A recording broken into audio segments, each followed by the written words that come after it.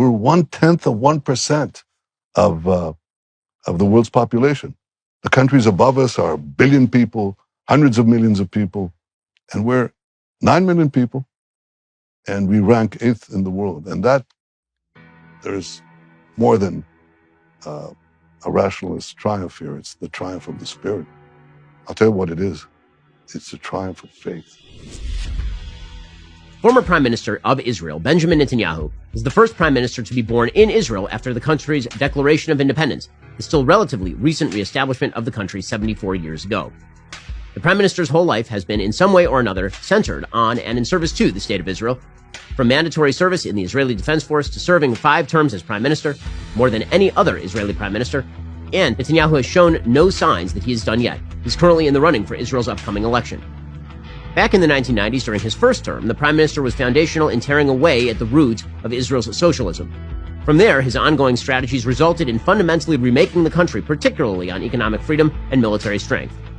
In our episode, Benjamin Netanyahu explains how that happened and what it looks like to continue keeping peace while on the edge of disaster and destruction at all times. Plus, Prime Minister Netanyahu tells us how he's managed his relationship with the United States over the years, especially with our president, the profundity of the Jewish people's perseverance, and what Benjamin Netanyahu has on the agenda if indeed he becomes prime minister again.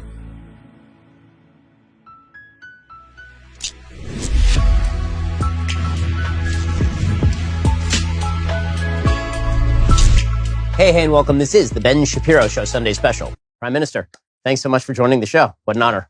Welcome. I wanted to start by asking you a question that I think a lot of Americans, don't know much about, and that is sort of the roots of Zionism. So when people see you, they see, frankly, the Jewish state, because the simple fact of the matter is you're the longest serving prime minister in the history of the state of Israel. You've served the most years. And so a lot of people don't really understand the fundamental basis of the Jewish state. Is it the Holocaust? Is it Jewish history? How do all these parts tie in? Well, it's first of all Jewish history. We came here, the Jewish people came here with Abraham. Remember Abraham from the Bible? Abraham, Isaac, Jacob? Well, they came here about 3,500 years ago. And this has been our land, the one we've been attached to, for 3,500 years. Jerusalem, our capital, 3,000 years. So we basically survived here, thrived here, struggled here for about 2,000 years of these 3,500 years. And then we were kicked out. People think we were kicked out by the Romans. No, they destroyed Jerusalem, but we still hung around. But around between the 7th and 9th century in the Arab conquest, we depleted from our land. We lost our land. A lot of people lost their lands. It can happen. But we didn't give up on the dream of coming back to our land and reconstituting our national life, okay? And so we constantly said, next year in Jerusalem, next year in Jerusalem. We wanted to come back. We did come back, dripping first, and then much more greater numbers in the 19th century. And in the 20th century, we reformed the state of Israel. So we defeat the laws of history. The laws of history say you can't come back from expulsion, dispersion, exiles, massacre. You can't. But we did. And we came back and reconstituted this extraordinary state that not only serves the Jewish people, but also its non-Jewish citizens who have the best standard of living and the only ones who enjoy any civil rights, equal rights, in a very broad radius in the Middle East.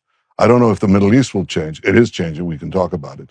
But the state of Israel, I would say, is like a parable that people can overcome the worst odds in history and can fashion a future of brilliance and hope against the overwhelming odds. I think that's the story of Israel. It gives hope to millions, maybe not to a small branch in the college campuses of the United States, but millions, hundreds of millions, I would say even billions of people in India and in Asia and in Africa and in Latin America. They understand that Israel gives hope to humanity. It says, you can do it. That sounds like a yes, we can. So your family history in the state of Israel is amazing. It goes back several generations at this point, and it really starts with your father, who is deeply involved in the Zionist movement and who actually spoke with a lot of very prominent figures in the United States throughout the 1950s. You were telling me before the show that he actually had a meeting with President Eisenhower at one point. Yes, he did. But before that, I'll tell you that my father, at the age of 23, in 1933, wrote that the Holocaust, that's the word he used, the Holocaust, will threaten not only the survival of the Jewish people, but the peace of the world everywhere. that if rampant anti-Semitism that the Nazis were promoting in 1933, the month that Hitler rose, if that is not opposed, it will sweep and engulf the entire world. So he was not bad for a 23-year-old. He was prescient. He thought that we would be imperiled if we don't have a state to stop, to get the Jews out from Europe, the Jewish people from Europe. They would be destroyed by Nazism. So he wanted to persuade the world that there is a need to make the Jewish state. He went to Jabotinsky, who was the founder of my movement. He was 60 years old. He was in London, and he was agitating to persuade Britain to recognize a Jewish state, which they refused to do. They closed the gates of this country. They wouldn't allow Jewish immigration.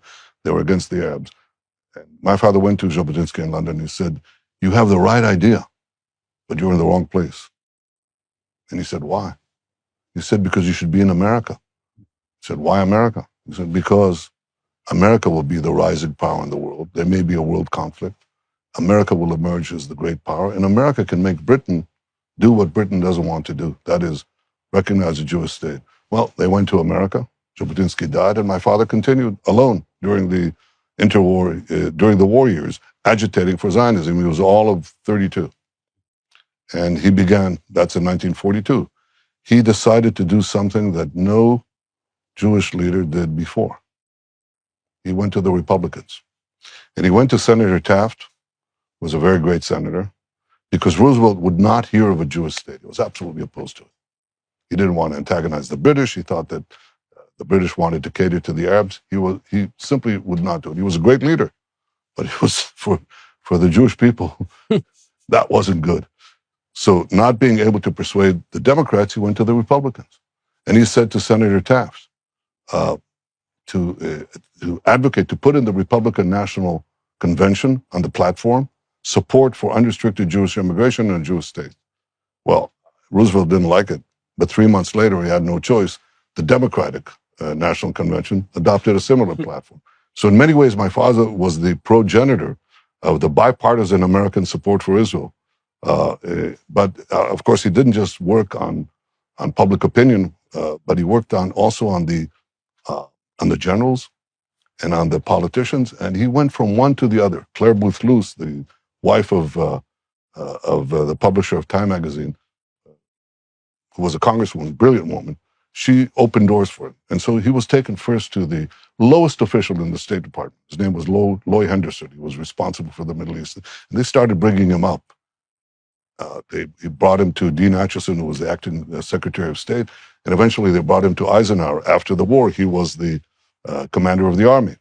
Okay? And they heard from him something that they never heard before. Never heard before.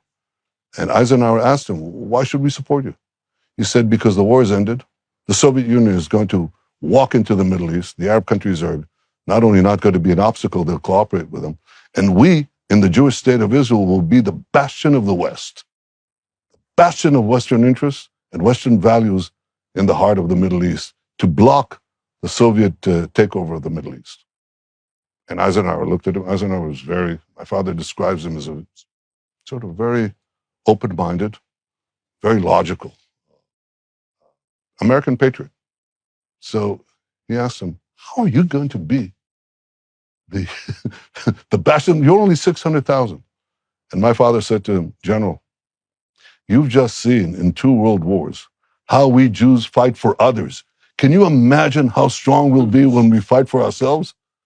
Well, Eisenhower was very much impressed by that, because he got the whole general staff for a second meeting with my father. And he wanted to have a third meeting with the British envoy to persuade Britain to change their attitudes. The Brits nixed that, but it tells you his perspective. You work on public opinion and you work on the officials. Public opinion, you appeal to justice. Officials, you appeal to interests. And the two merge. Well, obviously, you've taken up a lot of those lessons in your own career.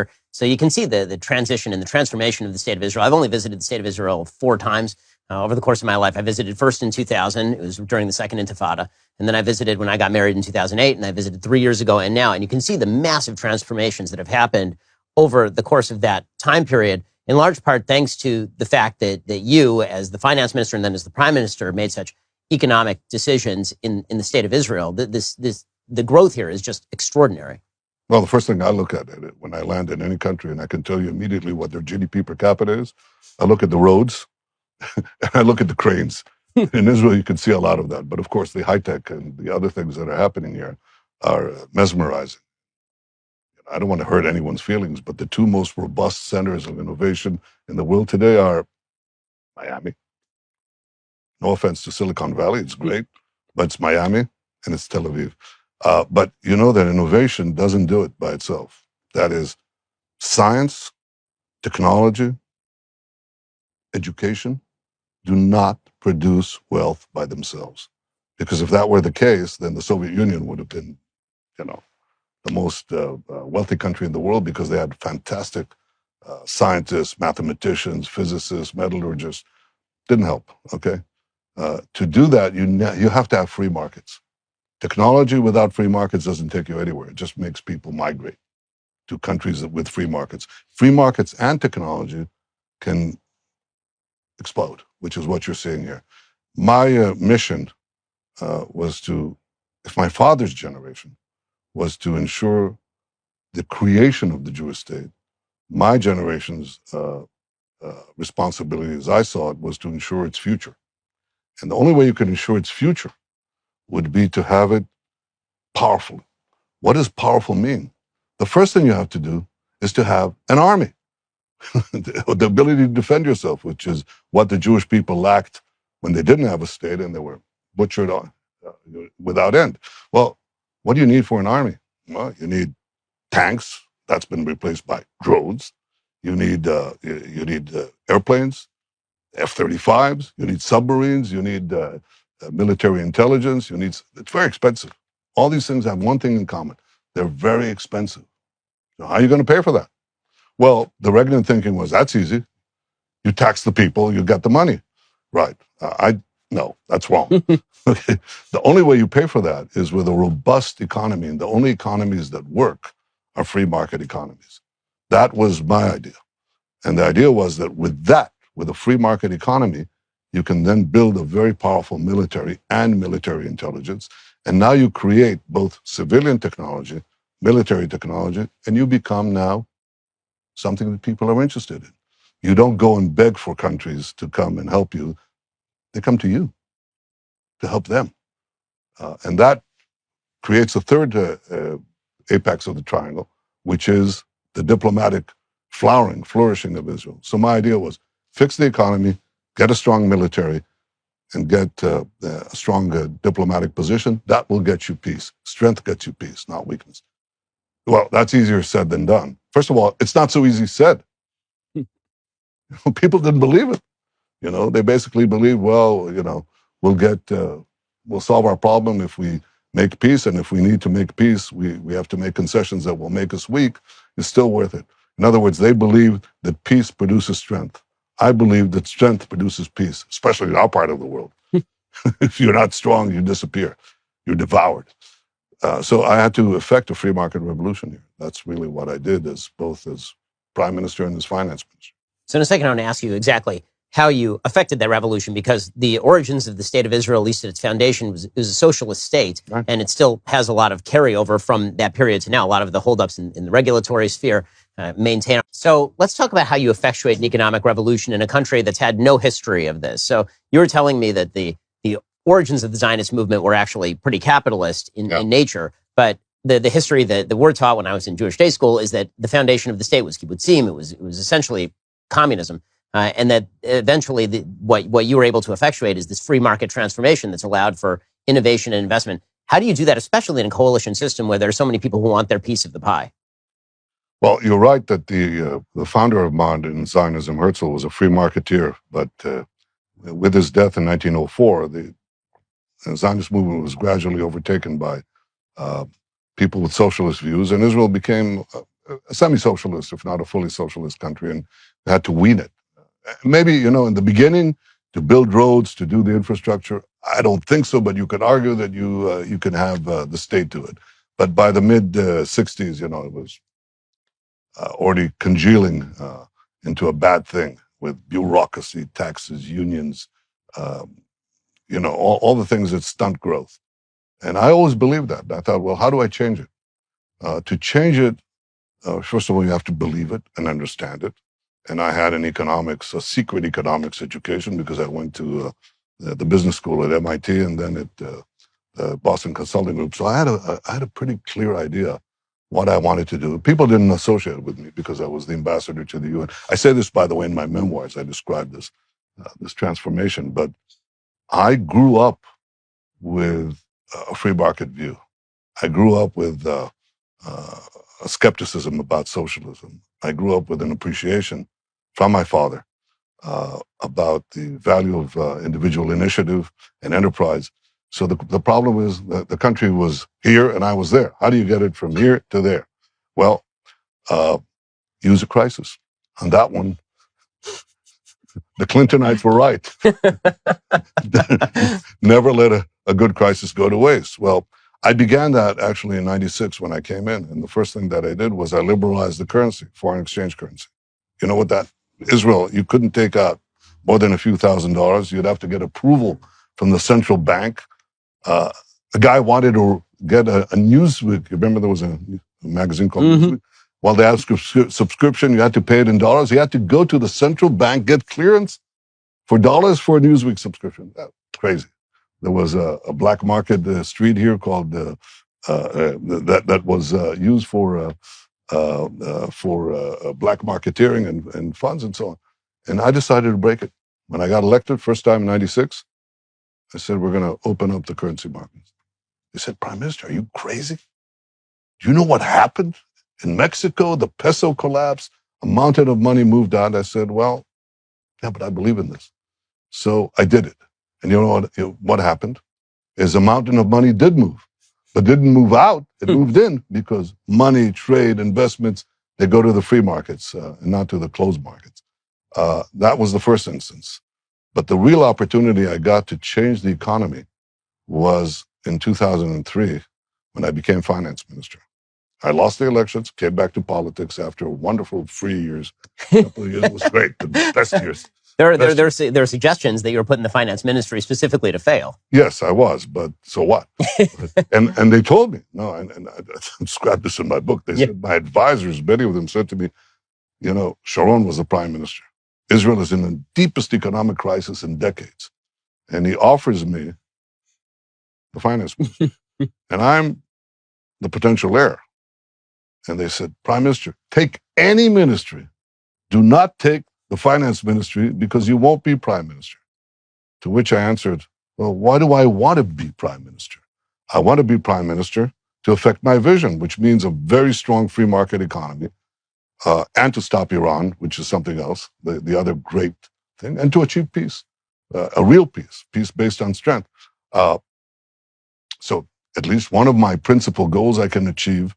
And if I won't be prime minister, so what? I'll achieve one of the goals that I can. So I went into the finance ministry, found a huge crisis, huge.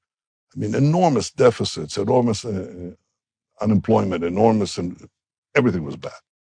Okay, and I thought, well, how am I gonna take them from here to there? Okay, Israel didn't have a culture of lemonade stands. It had a culture of the army. Everybody went into the army. So when I thought of presenting my economic plan to the public, I said, well, let's take an image from the army. Now, on the first day that I came to basic training in the paratroops in 1967, the company commander put us in a big line, and he said, all right, now we're going to take a race, but it's a special kind of a race. So you, Netanyahu, points to me, look to the guy on your right, put him on your shoulders. And the next guy, put the guy to his right, on his shoulders, and so on. And then he blew the whistle. I had a guy about my size, it was heavy, so I could barely take a few steps. The guy next to me was the smallest guy in the company. He had the biggest guy on his shoulders, and he collapsed. And the third guy was a big guy with a relatively small guy on his shoulders. He took off like a rocket and won the race. And I said to the Israeli public, all global economies are pairs of a public sector sitting on the shoulders of a private sector. In our case, the public sector got too fat, and we're about to collapse like that little guy next to me. So we have to put the fat man. It was called Fat Man, Thin Man. The taxi cab drivers talked about it. It's like the butt of jokes. It was funny. We have to put the fat man, the public sector, on a strict diet. We have to give oxygen to the guy at the bottom, and we have to remove the obstacle in his way. They said, what is oxygen? I said, oxygen, well, it's many things, but the first three are lower taxes, lower taxes, lower taxes, because that's what makes people run the race, okay? But even if you had a trimmed down public sector, which is very hard to do politically, because you're cutting public spending, it's very hard. And you have the lower taxes below, the guy begins to run, hits a ditch, crosses the ditch, hits a wall, crosses the wall, hits a fence. These are called barriers to competition. And it could be many things. It could be overregulation, it could be hidden monopolies, open monopolies.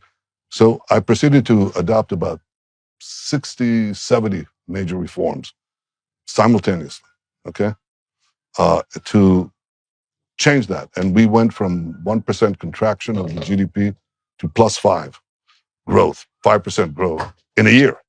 And it stayed that way for a good decade. And that's the foundation of everything that you're seeing, this explosive growth that you see now.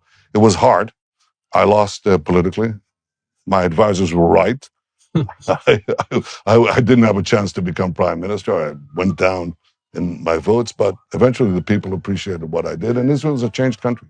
There are more. You had a meeting here. Thousands of people came. Are they free marketeers? Yeah, well, 20 years ago, they weren't. Well, when you talk about the transformation, how it all starts with the economic strength of the state of Israel, you can see that also in the Abraham Accords, obviously, because it's the economic might of the state of Israel combined with its military might that leads all of these Sunni Arab nations to realize that there's common interest. You mentioned that diplomacy is common interest and not necessarily, seeing eye to eye on every matter. It's more about where the commonality lies. You are obviously the architect of the Abraham Accords, one of the architects of the Abraham Accords, along with the peace partners. That's the biggest shift in Israeli foreign policy since at least the peace with Egypt. So maybe you can explain how that came about.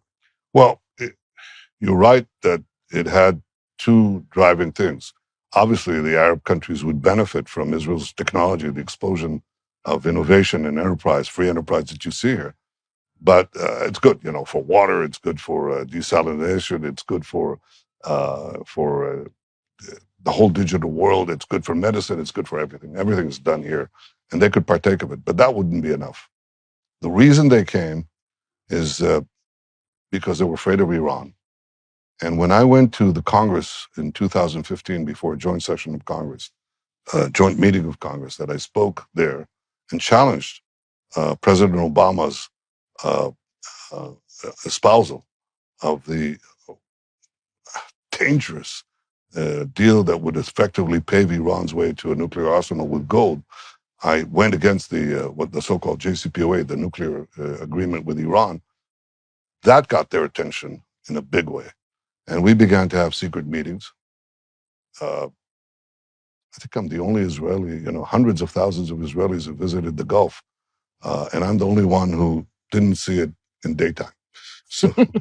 So we had these meetings, and they knew they could rely on me, on my government that I led, that we would do everything in our power to stop Iran from having nuclear weapons. Because if Iran gets nuclear weapons, it's not merely aimed at our destruction, it's aimed at their destruction.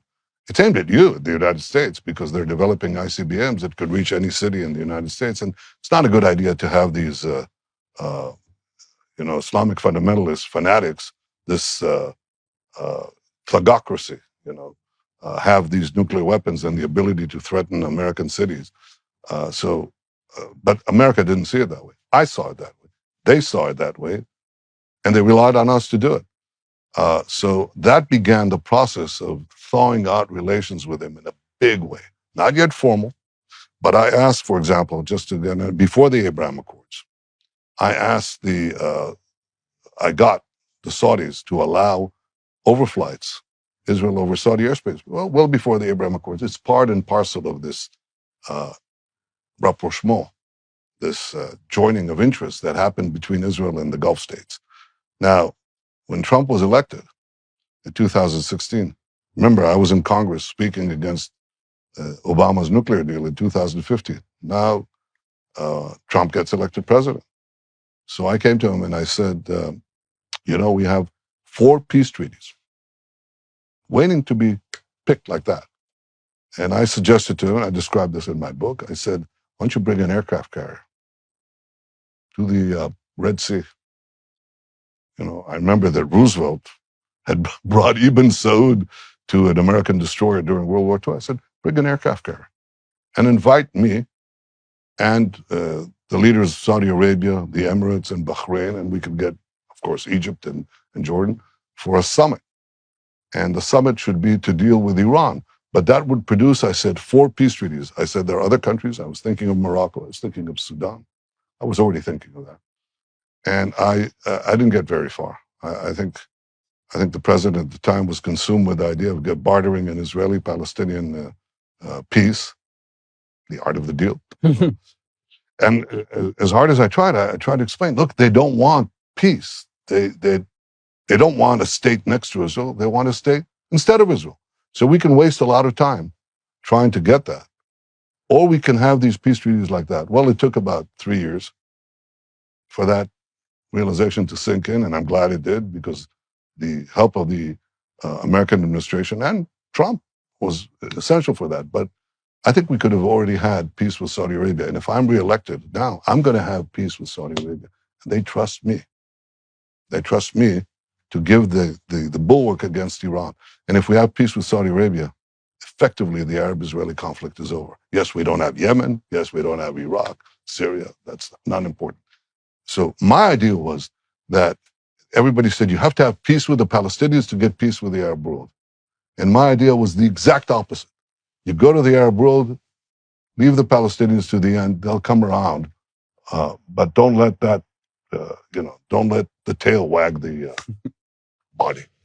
So in a second, I want to ask you about that potential peace with Saudi Arabia and what that would look like, because they clearly are interested in making in normalizing relations with the state of Israel. I mean, there wouldn't be peace with UAE and Bahrain if Saudi Arabia hadn't signed off on it. You don't know how right you are. So let's talk about the possibility of a more durable peace. Is the title of one of your books with Saudi Arabia. So the Saudis obviously have a strong interest in making peace with Israel. They're having to navigate a gauntlet that a lot of the Sunni Arab states have to navigate with regard to, for example, the Palestinians. So the Abraham Accords essentially says that there will be no annexation of territory for a short period of time, or whatever that period of time is, sort of unspecified, and that there will be normalization of relations. What do the contours of a normalization deal with Saudi Arabia look like? Now, first, a correction. Under the deal that we worked out with Trump,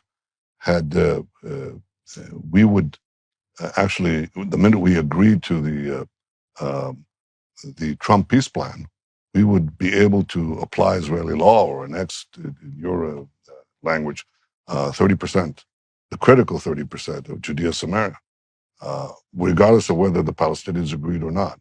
That didn't quite materialize yet, but that was the actual deal that we worked out. Now you ask a question about what would be required to make peace with Saudi Arabia? Strong Israeli government that faces Iran, that is not just saying, lip service that they're against the agreement, because 80% of the public here is against the agreement. So, but really to fight it out, go to the UN, go to Congress, go in every possible forum, and then, of course, do the things against Iran's nuclear program. And we did many things. I can't talk about it, but I can say that I sent the Mossad into the heart of Tehran to pluck the secret atomic archive that Iran had, and they brought it back. Have you seen Argo, this film Argo? Mm-hmm. Yeah, remember? This is Argo on steroids. They took it out. The Iranians are chasing them. They're moving to the next place. The glass almost fell. They almost fell.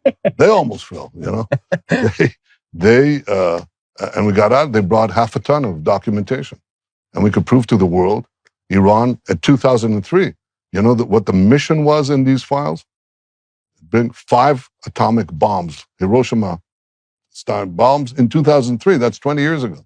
So Iran, everybody understands that Iran is going to do it, and they'll do it with an agreement, without an agreement.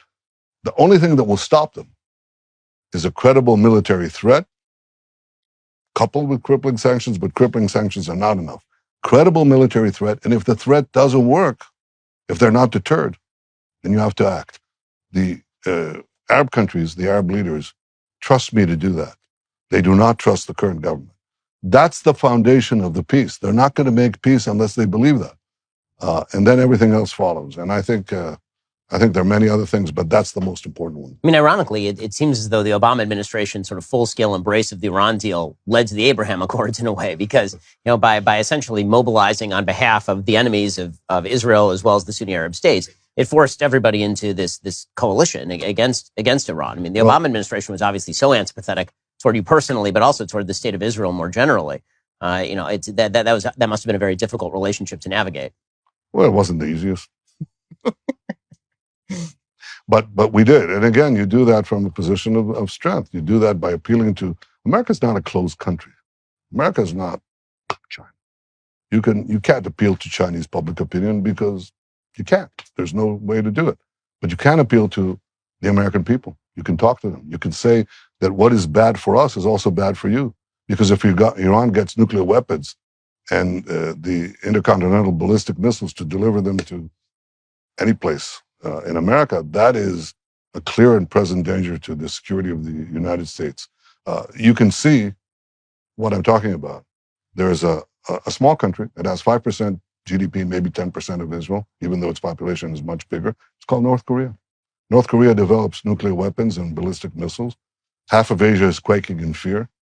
Everybody is threatened. Japan is threatened. And it's just a question of time. And I don't think it's a lot of time. They've already reached it. They can reach Los Angeles. They can reach... that changes the world. Now, North Korea is 5% of Iran. 5% of Iran's GDP.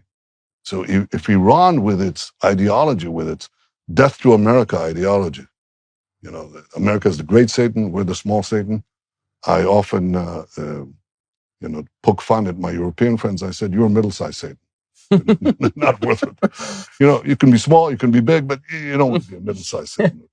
But that's what they talk about, death to America. You don't want that government, that regime, these thugs in Tehran to have the means to of mass death in which they can threaten the entire world and America, to which they're absolutely committed to fight. I couldn't get through. I could get through, but I could get through to the American people. I can get through to their representatives in Congress. It's not something that, and again, I write about this, it's not something that I did like that, haphazardly or, with a sleight of hand. To go into the lion's den, into the American Congress, to go there and challenge a sitting president is a very difficult decision, because America is still the indispensable ally. It doesn't make any difference if it's Democrats or Republicans, it's still the indispensable ally for Israel. And to go and challenge the American president is not something I would lightly do. I did it because I thought that my country's very existence was in peril, that I had to challenge it, that if I didn't speak out, I would never forgive myself. And what am I here for? What, to sit on a chair? To earn money? I mean, it's a joke. You go there because this is my mission, to protect the future of Israel. And so I went there. And it was, it was a tough thing, but it kept the flame of the resistance to the nuclear deal alive, because nobody's going to defend you if you're not willing to defend yourself. And that obviously changed when the administration changed, and I was very happy that change took place under the Trump administration. So looking at Iran and sort of the long-term future for Iran, what do you see as the optimistic possibility for Iran? Because obviously the theocrats in charge there have solidified control over the military. They're spreading their tentacles to significant conventional threats to the state of Israel, including Hezbollah, which is armed with 150,000 rockets, far more sophisticated than anything that Hamas has been firing at Israeli cities. They're funding Hamas, obviously. So what do you see as a long-term solution for Iran? Because obviously advocates of the JCPOA or a revised JCPOA claim that in the absence of an agreement, that essentially Iranian extremism plus nuclear weapons is inevitable. No, it's the opposite. It's Iran without the nuclear agreement. The nuclear agreement merely says that in 2-3 years, Iran will have unlimited enrichment capacity of uranium, which means that they can create the nuclear core for 100 nuclear bombs, a nuclear arsenal. And that's under the agreement. You agreed to it. That's what the agreement says. So, and you give them megabucks to boot.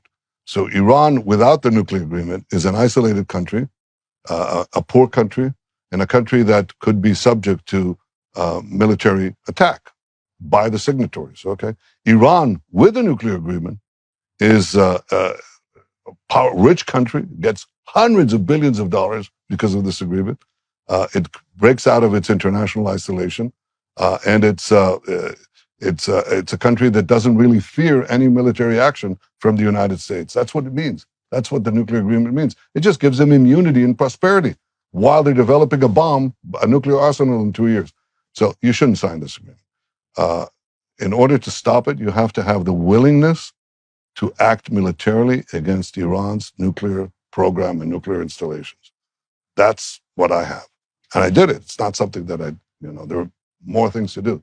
Do we have the capacity to do it? The answer is yes, we do. Do we have the will to do it? I have the will to do it.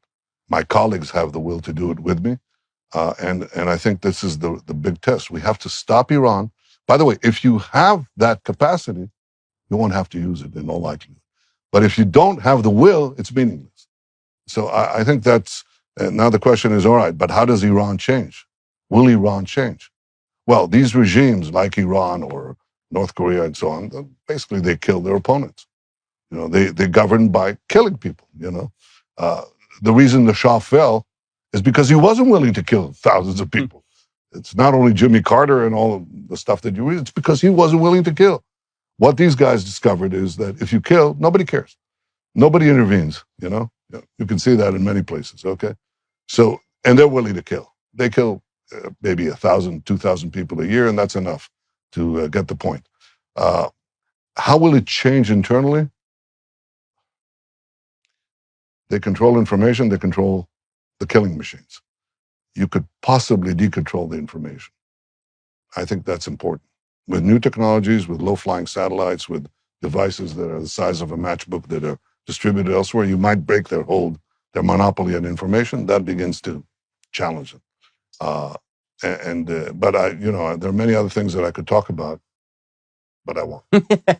So in a second, I want to ask you about some of the other threats that I briefly mentioned there to the state of Israel, ranging from the northern border with Hezbollah to the Gaza Strip and the continuing threat that still exists in Judea and Samaria by the PA. Okay, so let's talk about some of the other threats. So one of the things that I've talked about, so I spoke in Tel Aviv recently, and I was talking about what Israel could learn from America, what America could learn from Israel. What I said Israel could learn from America was essentially free market economics, many of the things that you've talked about, reducing the regulatory state so you don't have to call your brother-in-law who went to the Technion to make sure that you can get your passport approved, and revising the way the judiciary is done here because it's very odd by American standards. We'll get to that in a little while, I'm sure. But the thing that I said that America could learn from Israel is that Israel has a certain level of social solidarity between people who disagree on nearly everything else that just doesn't exist in the United States. And the easiest way to see that is the demographic trends in the state of Israel. Tel Aviv, which is a very secular city, the reproduction rate here is 2.3. The reproduction rate in Judea and Samaria is 4.6. The reproduction rate in Haifa is 2.4. You're looking at the reproduction rate in Europe is -1. Less. That's exactly right. So, I mean, this is the only Western country, literally the only one, that has a reproduction rate above replacement averages. And that is the strength of the state of Israel. At the same time, that might be because it does face existential threat on all borders. And so you're forced into a certain level of social solidarity. So what do you think of that? And do you think that, Israel almost requires, as the Jewish people historically have, a certain level of outside threat in order to reach social solidarity? Well, whether we require it or not, we're getting it. So we can test what will happen. I'd like to be tested in a country that is not threatened from day one with its survival, with its existence. So yes, I think I think it's our history too. It's our bond to this land. It's the fact that a third of our people were incinerated just a few decades ago. I think that creates the wars of Israel. People have children as a reaffirmation of their hope. And we're no longer living in a situation where you have, labor-intensive economies. You have to have 10 kids in order to earn a living. It's the opposite. And yet people in Israel, in the prosperous Israel is sort of beating the equation, because if you're impoverished, you have a lot of kids. But in Israel, you're prosperous and you have a lot of kids. And that strengthens our economy even more. So yes, I think the history, the experience that we have, the life ethos that we have, and the Jewish people have come back to life. The Jewish people have come back to life in the state of Israel. So it sort of gives, as I said, hope to, I think, to all people everywhere that you can do this. And I think that that's where it's going to continue. I don't think it's a short-term thing. There is a pulsating life force here. How do we manage the various the solidarity? Well, the first thing is have free markets, because free markets give you two things. They give you economic growth. They allow the realization of personal potential, but they also give you the money. They give you the money on a smaller tax rate. I had to argue this with you. I said, we're going to lower tax rates and we're going to have bigger revenues.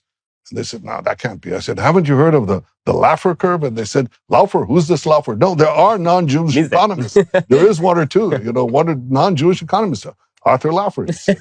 If you're at a high rate of taxation and you lower tax rates, you're going to get more tax revenues. And that's easily demonstrable, and we're at a very high tax rate. So when you do that, you fill up the government coffers. So on the one hand, you promote business, initiative, enterprise, employment. On the other hand, you get the money to help the poor, the needy, especially the handicapped, the old people who can't be in the job market and so on. So there's no conflict between social welfare and free markets. They're absolutely complementary. And in fact, I would say that social welfare depends on free markets.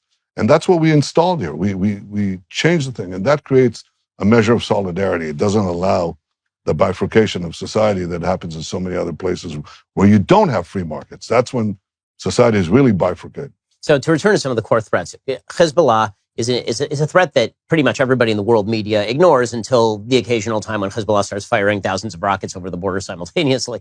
This is one of the things that people in northern Israel particularly are significantly worried about. Israel has Iron Dome, but the question is, it's extraordinarily expensive to operate Iron Dome. Every one of those anti-missile missiles, essentially, is very expensive. Hezbollah has extraordinary numbers of rockets. So what exactly is the plan for Hezbollah, broadly speaking? Well, I'm not going to itemize. Yeah, I'm not going to ask you to lay out a military. That's not on the first date. And not public. But I could say this. I showed President Trump, the map of all these missiles embedded against Israel, embedded in civilian neighborhoods and hospitals and so on. Ceiling is moved, boom, a rocket comes out, and he said, well, God, how do you sleep at night?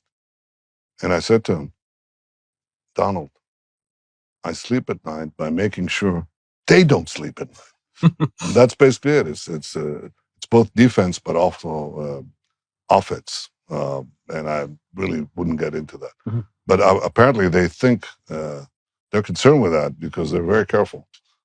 And of course, we will surprise them. So surprise is a key element in war, which I hope we don't have to fight.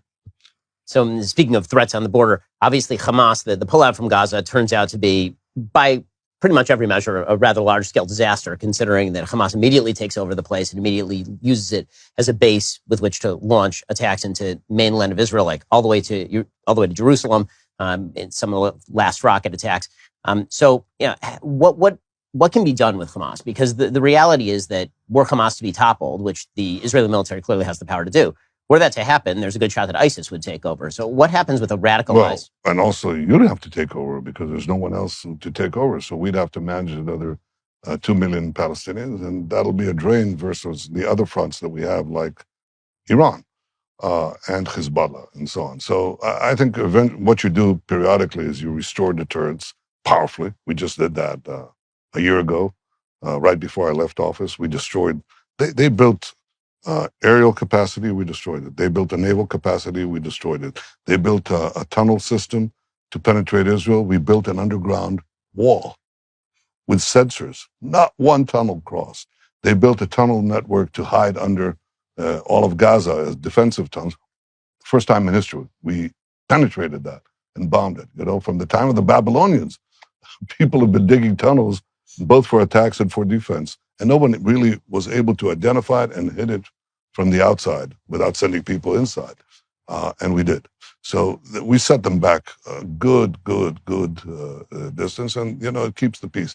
But you're not going to get the ultimate peace as long as you have militant Islamists there who are committed to our destruction.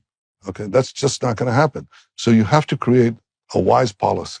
And my life has been committed to deterring those who around us, deterring those who wish to destroy us or rolling them back, and making peace with those who don't. And that's basically the division. You have to make a division. The Emirates want to have peace with you. The Bahrainis want to have peace with you. I believe the Saudi Arabia wants to have peace with us. We've already made peace with Egypt and Jordan. Make peace with those who don't want to destroy you and roll back those who do. Hamas wants to destroy us. Unfortunately, the Palestinian Authority, the other wing of the Palestinian people, they are not committed to. They're committed not to destroying Israel with terror, at least not in the first instance, but for the gradual dissolution of the Jewish state. So that's why we can't make peace with them. We can't make peace with them because they don't want an Israel. They want a peace without Israel. You divide your policies based on what can realistically be achieved. And my view is that with those who don't want to destroy you and those who do want to destroy you, you have to be very, very strong. If you're strong, you have at least a state of non-belligerence with the people, with the movements like Hamas. And if you're strong, you can make peace with those who are willing to make peace. And that's what we've done. That's what the Abraham Accords are. It's a change. It's a complete change of the view that says, no, you have to give the Palestinians who wish to see the end of Israel, give them the hills above Tel Aviv from which they can see the sea into which they want to push us into. Yeah, I mean, it's crazy. But that was the Reagan view. It's changed. You know, this country is different from what you saw 20 years ago. It's different. The skyline in Tel Aviv is different. You've got free markets, free marketeers all over the place. You've got, this is something that's really going to shock you, okay? we have, they just published in one of these business magazines, the greatest concentration of billionaires per capita in the world. Number one was Hong Kong. I suspect that's going to change. And number two is Israel. 20 years ago, that wasn't the case. But since then, you had this multiplication of high-tech entrepreneurs and so on. And the other thing is people will tell you, you know, critics on the left, they'll say, oh, yeah, but inequality went up. You know, it's the rich got richer, the poor got poor. No, actually, it's the opposite. Because we changed the welfare laws here and so on, and people went to work, the poor got richer. And in fact, the inequality in Israel initially went up as we did our market reforms and then went down, down, down, down, down. It's at a 20-year low. So Israel became a very rich country and a more egalitarian country without curtailing competition, without curtailing enterprise. It's the opposite. Free markets and social welfare go together with the right policies. That was my policy. So when it comes to the Palestinian Authority and the Oslo Accords, so very early on, you were obviously a critic of the Oslo Accords. I think the failure of Oslo has been demonstrated over the course of the last, most of my lifetime, over the course of the last 30 years. Man. Yeah, exactly. I mean, I was only I think 11, 10, 11 when the Oslo Accords were signed. The failure of the Oslo Accords is pretty apparent to everyone, given the fact that these so-called peace partners just don't exist and probably never existed, and we're sort of a figment of the collective imagination of many people on the Israeli left. So, you know, given the fact that the geography of Israel, for people who've never visited, everything in Israel is extraordinarily close together. Ramallah is essentially within an eye line of Jerusalem. Now, is there any plausible long-term, midterm solution? Sure, that's actually developed in the plan that we discussed with President Trump, and I think it's a realistic one. It basically says this, okay? Palestinians in the Palestinian areas can govern themselves. Okay, they can have their parliament, their representatives, their executive, can have their flag, and they can have their national anthem. But there are certain sovereign powers they can't have. The rule is simple. They can have all the powers to govern themselves and none of the powers to threaten us. Now that means that, for example, in the tiny area, and you're right, it's a tiny area, Israel and the Palestinian areas together is the Washington Beltway, more or less, okay? That's it, okay? It's a tiny country, okay, tiny area. So west of the Jordan River, which is the boundary line, and to the Mediterranean, where we were both sandwiched in, Israel and Israel alone controls security. We control the airspace. We control the ground security, underground security in case they want to do tunnels and electromagnetic space, you name it. Israel alone. Well, I said that over the years. And I said, when people were talking about the vision for peace, I said, there are certain sovereign powers, the most important one being security, we control. And so my friends, including some who run the United States, said to me, but Bibi, that's not a sovereign country. I said, maybe so. But that's what is going to be there, because we're not going to commit suicide for an op-ed, favorable op-ed in the New York Times. It won't last more than 5 minutes anyway. We're not going to die for an illusory opinion. Now, some of my American colleagues, for example, Secretary of State John Kerry, whom I said this to, said, we can take care of that. We can make sure you can withdraw your security forces from Judea, Samaria, the West Bank, as they call it, because we will train the local Palestinian forces to fight the Islamic radicals. John Kerry brought John Allen, to show me a plan how this can be done. I was sitting there with our then defense minister, and they explained it. And we were skeptical, naturally. And so John, who's been a close friend, by the way, he said, well, Bibi, I can prove to you that we can do it. I want to take you on a clandestine visit to Afghanistan, and you will see how we train the Afghan forces to deal with the Taliban.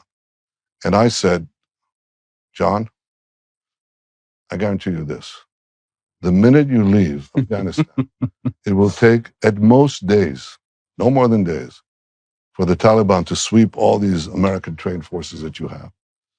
And we're not going to take that risk. We're not going to withdraw our military from Judea, Samaria, and have the Islamists, the Iranians, Hamas take over and destroy the state of Israel. So the real peace that we could have is let them have all the powers to govern themselves, but none of the powers to threaten us. Security first, before anything else, stays with us. By the way, not only for us, it's for them. Because the Hamas would overtake the Palestinian Authority in 2 seconds, which is what happened when we left Gaza. We're not going to do that again. It's not a perfect peace, but it's the best thing that you could have. So I want to ask you about another threat that Israel faces. This obviously was an issue that kind of missed the radar in a lot of the West, but was a huge issue here in Israel. That was Israeli Arabs being radicalized enough to actually riot in Lod during the last crisis with Hamas. So let's talk about one of the key issues that has cropped up for the domestic Israeli population, all Israelis, and that is the problem of radicalization of the Arab population inside of Israel. So during this last coalition government, which lasted approximately a year, I was frankly shocked that it lasted that long. The big kind of pitch to the world is that there was an Arab party that was part of the coalition, the Ra'am party, and then of course the Ra'am party refused to vote in favor of the continuing application of military rule to Jewish settlements, so-called settlements in the West Bank, places like Efrat that have 30,000 citizens, and the coalition government fell based on that. There's been a lot of talk for a long time in the West about the treatment of Arabs inside of Israel. The fact is that obviously an Arab party did sit in, there are several Arab parties actually in Knesset. There was one that was a member of the coalition, but the radicalization of the Israeli Arab population is of increasing concern. During the last Gaza conflict, one of the biggest problems was this massive riot that happened in Lod, in which there were literally Israeli Arabs walking around attempting to burn synagogues. What can be done to fight this? I mean, listen, I'm a relative stranger to Israel. As I say, I've only visited here 4 times, but you can sense that there's a massive difference between the Israeli Arab portions of Jerusalem, for example, and the Jewish areas of Jerusalem. If I'm walking around in Mamilla, there are many Israeli Arabs who are walking around unmolested. If I were to walk with my family wearing my yarmulke down to the Damascus Gate, it would be a serious security problem. So how exactly is that gap bridgeable?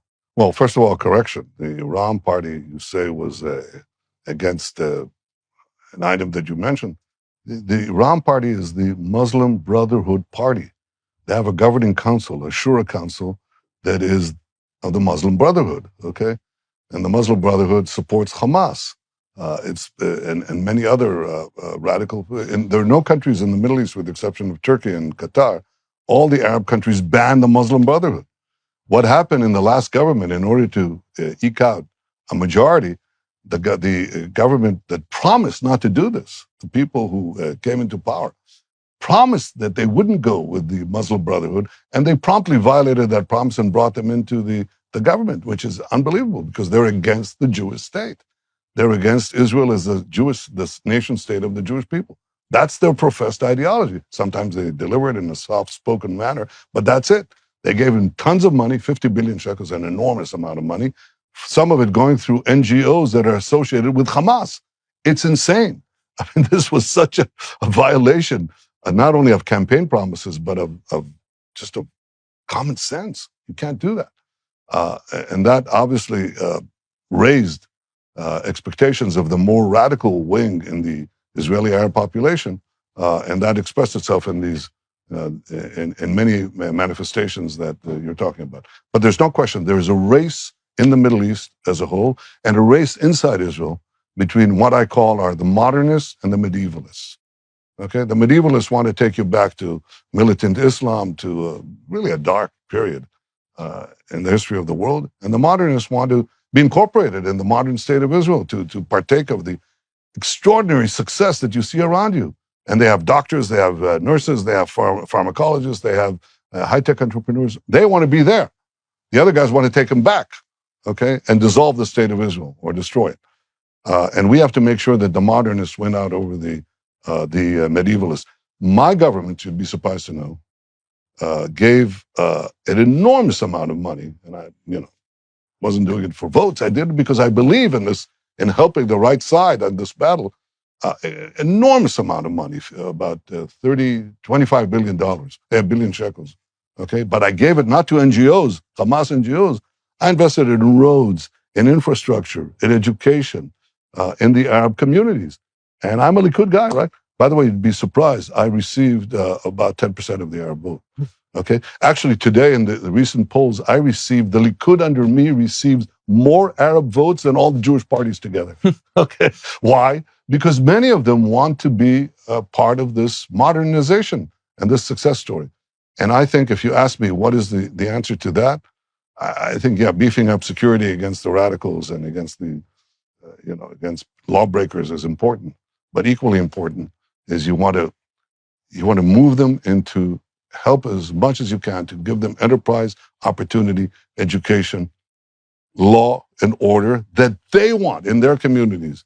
And that's the program that I began, and the program that, God willing, I'll continue when I get in. It's a big battle. But it's the same battle you see in the Middle East. It's Iran and in Iraq and in Syria and in Yemen, as opposed to what is happening in the Gulf. Look at what happened in the Gulf. Look at what happened there. I mean, it's a fantastic example of enterprise and initiative. It just changed the whole way people think about the Arab world. And the Arab world has to go there and not to Yemen, okay? And Israeli Arabs have to go to here, to what you see around you, and not to Yemen.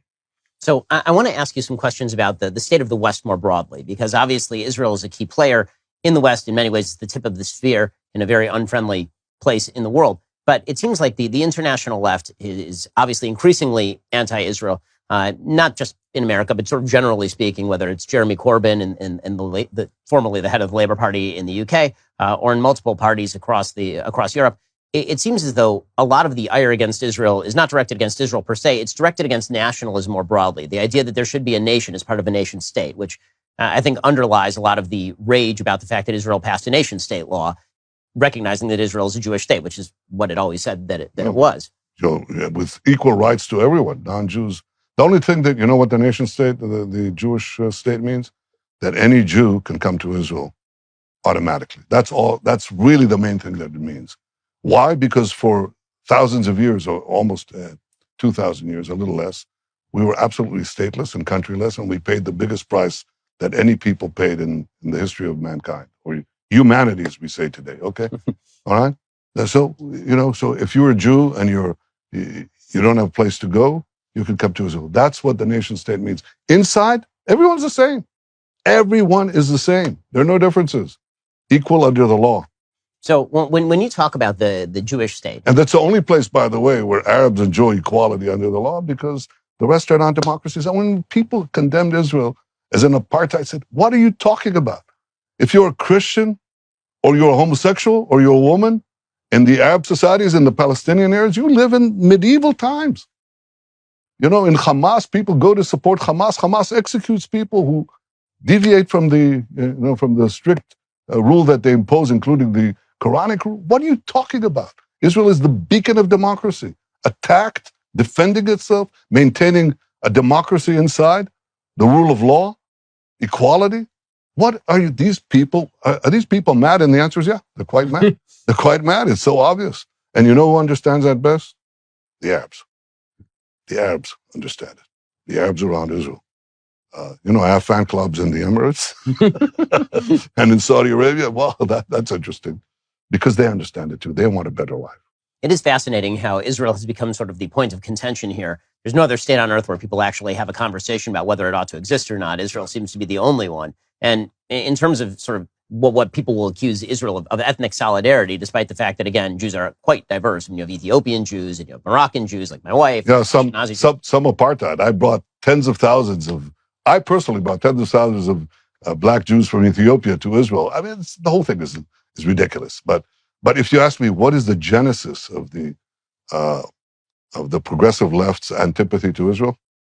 It's their antipathy to certain Western values that we hold dear. You talk about nationalism, which by itself is not negative and quite positive. It helps build, communities. It's like, are families bad? Are families bad? You think families are bad? Well, hey, come on. You're preferring your children to other children. That's bad. Okay. Well, we know human society is organized around families, and the families are organized around nation states. And the nation states, like families, can cooperate with one another. Or unfortunately, because human nature is not uniform, they're bad people and they're bad nations. Well, you have to fight the bad and promote the good, right? That conception of how we organize the world is very different in the progressive left. And I think in many ways they hate Israel because they hate America. All right? Now, if you hate America, you're going to hate Israel. If you love America, you're going to like Israel. And you know who believes that? The Islamists. I mean, what does Iran say? It says, when they attack Israel, they say, we are you. That means Americans. Israelis are Americans, and Americans are Israelis. In a broad way, they're right. These are the values of freedom, of democracy, of individual choice, of pluralism. These ideas are things that are completely anathema to them. They want this regimented medieval world. And in a peculiar way, the association of the medievalists and their partners in the West, who are their partners, the progressives, join these radical Islamist radicals in attacking anything that's not only Israelis, but also anything that's Western. It's crazy. So before we talk about that, I just want to say that we're in the midst of a global crisis, global economic crisis. And I think that the advantage that we have in Israel, it's a small country, so you can be a nimble mammal among the dinosaurs, and you can weave out of conflict, extricate yourself from economic crisis very quickly. In 2003, when we had the aftermath of the dot-com collapse, I made this huge program that I talked to you about. Fat man, thin man, these 80 or more reforms that got Israel first out and produced this spectacular growth. Then in 2008-9, when I came in, we had the subprime global crisis and you know what I did there? Actually, the opposite, because our banks were conservative and we weren't at risk. And I decided to, instead of bailing out companies left and right, I said, well, I'll be bailing out failed companies. Why should I do that? So I went in a much more modest way and gave loan guarantees, very measured. So if you're a failing company, you didn't get the benefit and didn't get the incentive to continue to fail. And we got out of that one first in the world. Then in 2020, when we had the COVID crisis, it wasn't only a health crisis, which we also got out first in the world, but it was an economic crisis. There we had very cheap credit. So I gave a lot of companies that didn't fail, that were just hit by COVID, lifted them out. And I think that there is a way to deal with the global inflation problem in a way that Israel uniquely is able to do. And I'm keeping that for my election. I'll tell you about it later. Well, that is Prime Minister Benjamin Netanyahu. You should check out his brand new memoir, Bibi. It's not out yet, but when it is, it's going to be a must-buy. Prime Minister, it's an honor to sit with you. Thank you. Good to talk to you.